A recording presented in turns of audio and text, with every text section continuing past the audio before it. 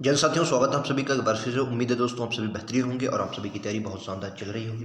तो दोस्तों आज हम करने वाले हैं रीजनिंग के महत्वपूर्ण प्रश्न, जिसमें हम लोग 29/8/2018 के पहले मतलब ये दूसरी शिफ्ट के रीजनिंग के क्वेश्चन करने वाले हैं। 2018 का ये पेपर है, बहुत महत्वपूर्ण आप सभी के लिए होगा।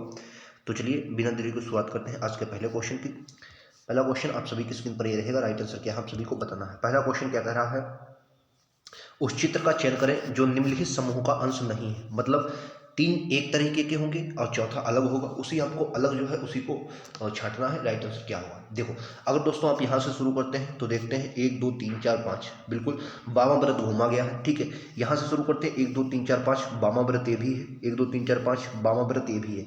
लेकिन यहाँ पर अगर आप देखते हैं तो 1 2 फिर 4 आ गया है, फिर 3 आया, फिर 5, यानी कि ये एक क्रम नहीं है। तो राइट आंसर क्या होगा, बी वाला होगा, या आपका ऑप्शन नंबर डी लगाएंगे। ठीक है, क्लियर है। चलिए नेक्स्ट पर चलते हैं। अगला क्वेश्चन आप सभी की स्क्रीन पर ये है, राइट आंसर क्या है बताना है। इसमें से बताना है जो निम्न समूहों से संबंधित नहीं है वो बताना है। तो दोस्तों मैं आपको फिर से बता दूं, ये 2018 का आरआरबी एलपी का पेपर है जो हम लोग लगातार करते आए हैं। 2018 का पेपर फिर से करने वाले हैं। ठीक है, चलिए तो इस क्वेश्चन का देखिए, इसमें और इसमें ये तीनों एक तरीके के हैं, लेकिन प्लस जो है वो आपका अलग है। राइट आंसर डी होगा, यानी कि बी वाला आपका, बी वाला राइट आंसर क्या हो जाएगा, बी वाला करेक्ट आंसर है। ठीक है, तो आप जब पेपर देंगे, हालांकि अभी आपका पेपर दूर है, लेकिन जब भी पेपर देंगे तो इन क्वेश्चनों को बहुत अच्छे से देखना है कि कौन सा है या कौन सा नहीं है। ठीक है, ये बताइए इसमें राइट आंसर क्या होगा। इस क्वेश्चन को बताइए यहाँ पर कौन सा रखा जाएगा। जब इस क्वेश्चन को आप ध्यान से देखेंगे तो आप देखेंगे कि ये पहले डबल है। ठीक है, और दोस्तों ये दोनों को काट रहा है, यहाँ पर दोनों को नहीं काट रहा है, इसमें डबल है ही नहीं, इसमें डबल है लेकिन सिंगल काट रहा है। राइट आंसर डी होगा। ठीक है, डी राइट आंसर है। नेक्स्ट पर चलते हैं, ये बताइए राइट आंसर क्या है। उस आकृति का चयन करें जिसमें ये अंतर्निहित है, बताइए ये वाली जो प्रॉब्लम है ये किसमें अंतर्निहित है आपको बताना है, बताएंगे किसमें ये अंतर्निहित है। तो अगर आप बी वाले को ध्यान से देख रहे होंगे, ये देखिए, ये देखिए यही तो है। हालांकि इसकी थोड़ी आकृति बड़ी कर दी, इधर इस वाले अंश को ज़्यादा बढ़ा दिया है, लेकिन ये आकृति सेम है। ठीक है, तो राइट आंसर क्या होगा, बी होगा। और ऑप्शन कौन सा लगाएंगे, ऑप्शन भी बी ही लगाएंगे। ठीक है, चलिए नेक्स्ट पर चलते हैं। ये बताइए, इसमें आपको कथन दिए गए हैं, कथन निष्कर्ष का क्वेश्चन है, बताना है। तो कथन ध्यान से पढ़िए और फिर निष्कर्ष है, फिर बताना है। कथन को पढ़िए, कह रहा कुछ कुर्सियाँ डेस्क हैं, सभी बेंच डेस्क हैं। फिर निष्कर्ष दिए गए हैं। तो अगर मैं इसका चित्र बना लूँ तो पहले सबसे पहले ये बनाइए कि कह रहा सभी जो बेंच हैं वो डेस्क हैं। अगर मैं बेंच को बताता हूँ, बी जो है, सभी बेंच क्या हैं, सभी बेंच डेस्क हैं। डेस्क को मैं डी बना देता हूँ। अब क्या कह रहा कि सभी कुर्सियाँ क्या हैं, डेस्क हैं। सभी कुर्सियाँ भी क्या हैं, डेस्क हैं। तो अगर भाई सभी बेंच हैं डेस्क, और सभी कुर्सियों को मैं सी बना देता हूँ। सभी कुर्सियाँ क्या हैं, ये भी डेस्क के अंतर्गत आएंगे। ठीक है, ये दोनों डेस्क के अंतर्गत आएंगे। अब कह रहा कुछ डेस्क में बेंच हैं, भाई डेस्क ये और बेंच ये, इनका हिस्सा आ रहा है, बिल्कुल सही है। कह रहा कुछ डेस्क कुर्सियाँ हैं, भाई कुर्सियों का जो ये वाला हिस्सा होगा डेस्क का है नहीं, ये भी आपका सही है, यानी कि दोनों सही है। तो राइट आंसर क्या होगा, 2 होगा। दोनों 1 और 2 दोनों अनुसरण करते हैं। ठीक है, चलिए नेक्स्ट पर चलते हैं। ये बताइए राइट आंसर क्या है। कह रहा यदि यक्ष की ओर संकेत करते हुए वाई कहता है, कौन कहता है, वाई। तो वाई से शुरू करेंगे, क्या कहता है भाई, यक्ष वाई की माँ के एकमात्र बेटे का बेटा है। यक्ष जो है वो वाई, मैंने वाई बना लिया। ठीक है, अब वाई की माँ है कोई, तो वाई की माँ होंगी, माँ बना लिया। वाई की माँ के एकमात्र बेटे, तो एकमात्र बेटा भाई वाई ही होगा। बेटे का बेटा है, इनका भी बेटा कौन है, यक्ष है। ठीक है, यक्ष है। तो वाई के पिता यक्ष के होंगे, जो वाई के पिता होंगे, जो वाई के पिता यानी कि ये माता है वाई की, भाई वाई की ये माता है, ये कौन है, माता है। और वाई के पिता इनके पति तो होंगे। ठीक है, अब क्या करें, वो यक्ष के कौन लगेंगे, भाई यक्ष का पिता कौन है, वाई, और वाई के पिता इसके कौन लगेंगे, तो कहेंगे दादा लगेंगे। कौन लगेंगे, दादा। तो ऑप्शन नंबर क्या होगा, ए होगा। क्लियर है, ये बात आप सभी को समझ में आ गई। चलिए नेक्स्ट पर चलते हैं। ये बताइए राइट आंसर क्या है। इसमें आपको कथन दिया गया है और बताना है, इनमें से पढ़ें और निष्कर्ष से उत्तर देने से वाक्य पर्याप्त है। मतलब कौन सा वाक्य पर्याप्त है, आपको 2 वाक्य दिए गए हैं, पहला वाक्य और दूसरा वाक्य। इनमें से आपको बताना है कि इस क्वेश्चन का आंसर देने के लिए कौन सा वाक्य पर्याप्त है। पहला क्वेश्चन कह रहा है कि मनुष्य के खून का रंग क्या है। तो आपको पता होना चाहिए मनुष्य के खून का रंग क्या है, लाल है। लेकिन आपको पहले आप वाक्य पढ़ें। पहला वाक्य कह रहा है कि नीले को गुलाबी कहते हैं और लाल को नारंगी कहते हैं, नारंगी को पीला कहते हैं। और दूसरा वाक्य अगर आप पढ़ते हैं तो कहते हैं सफ़ेद को काला कहते हैं, काले को हरा कहते हैं, हरे को भूरा कहते हैं और भूरे को लाल कहते हैं। एक बात बताइए, भूरे को लाल कहते हैं, अगर मैंने भूरे को लाल कह दिया, भूरे को भाई क्या कह दिया, लाल कह दिया, लेकिन मुझे लाल को बताना है तो ये तो पता ही नहीं चले लाल को क्या कहा, यानी दूसरा आपके लिए पर्याप्त नहीं है। सिर्फ और सिर्फ क्योंकि लाल को क्या कहा गया दोस्तों, नारंगी, लाल को क्या कहा गया, तो आपको बताना है लाल को नारंगी कहा गया है, यानी कि केवल एक आपके लिए पर्याप्त है। तो इस क्वेश्चन का राइट आंसर क्या बताएंगे कि प्रश्न का उत्तर देने के लिए एक पर्याप्त है, केवल दो विकल्प पर्याप्त नहीं है। तो राइट आंसर क्या होगा, पहला ही राइट आंसर हो जाएगा। नेक्स्ट क्वेश्चन पर चलते हैं, ये बताइए। इसमें आपको वाक्य दिए गए हैं और फिर आपको तर्क दिए हैं, निष्कर्ष दिए हैं। पहला वाक्य कह रहा है कि कुछ कार्यालय कंपनियां होते हैं, सभी कंपनियां कारखाने होती हैं, और इसमें वाक्य आपको बताना है। निष्कर्ष दिए हैं, कथन निष्कर्ष का क्वेश्चन है। कह रहा कुछ कार्यालय, कार्यालय को मैं के बना लेता हूँ, कुछ कार्यालय के हैं कंपनियां हैं, कंपनियां को मैंने सी बना लिया, ठीक है। कुछ कार्यालय कंपनियां होते हैं, सभी कंपनियां कारखाने होते हैं। जो कंपनियां मैंने सी बनाया है, तो सभी कंपनियां क्या हैं, सभी कंपनियां क्या, कारखाने हैं। तो कारखाना, मैं कारखाने को लिख लेता हूँ, कारखाना, ठीक है, कारखाना, सभी कंपनियां क्या है, कारखाना। अब निष्कर्ष कर दिया, कुछ कारखाने कार्यालय हैं, भाई कारखाने ये हैं, ये कारखाने हैं, और ये कार्यालय के कार्यालय, भाई देखिए ये वाला हिस्सा आ रहा है, बिल्कुल सही, यानी पहला क्या है आपका सही है, पहला आपका सही है। दूसरा बताइए, दूसरा अगर सभी कार्यालय कारखाने हैं, सभी कार्यालय कारखाने हैं, तो सभी कार्यालय कारखाने नहीं है, यानी कि दूसरा आपका गलत है, पहला बिल्कुल सही है। केवल एक आपका निष्कर्ष बोलेगा, तो कौन सा होगा, कह रहा है केवल एक, केवल एक निष्कर्ष है, कौन सा है, केवल एक निष्कर्ष प्राप्त किया जा सकता है। तो राइट आंसर क्या होगा, डी होगा। नेक्स्ट पर चलते हैं, ये बताइए। क्या नीचे ये क्वेश्चन थोड़ा गलत है, मतलब क्वेश्चन मैं आपको बता देता हूँ।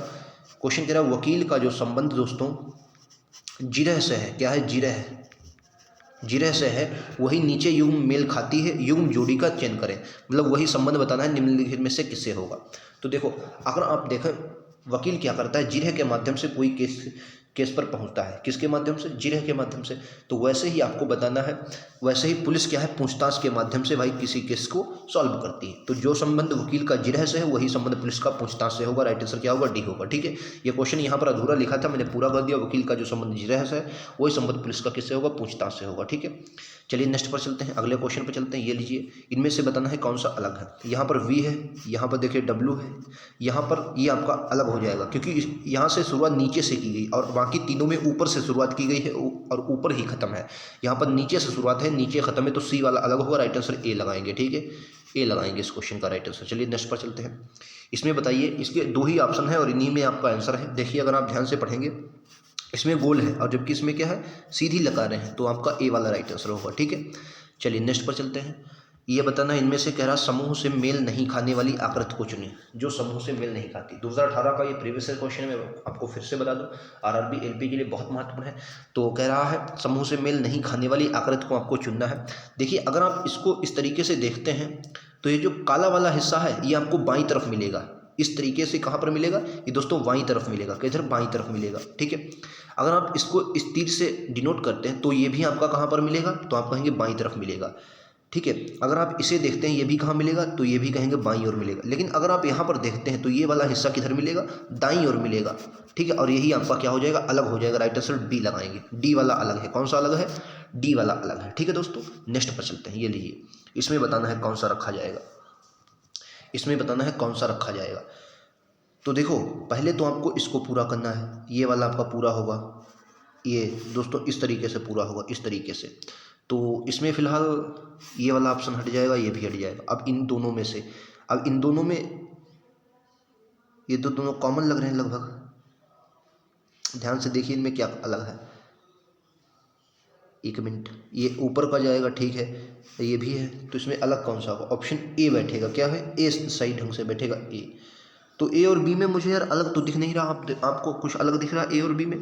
ए और बी में कोई खास अंतर तो है नहीं। फिलहाल आपको ऑप्शन ए दिया गया, आंसर की में ऑप्शन ए दिया गया है, तो ए ही आपको मानना पड़ेगा, ठीक है। ए आपका दिया है, ए राइट आंसर है, ठीक है, ए राइट आंसर हो जाएगा। नेक्स्ट पर चलते हैं, ये लीजिए अगला क्वेश्चन।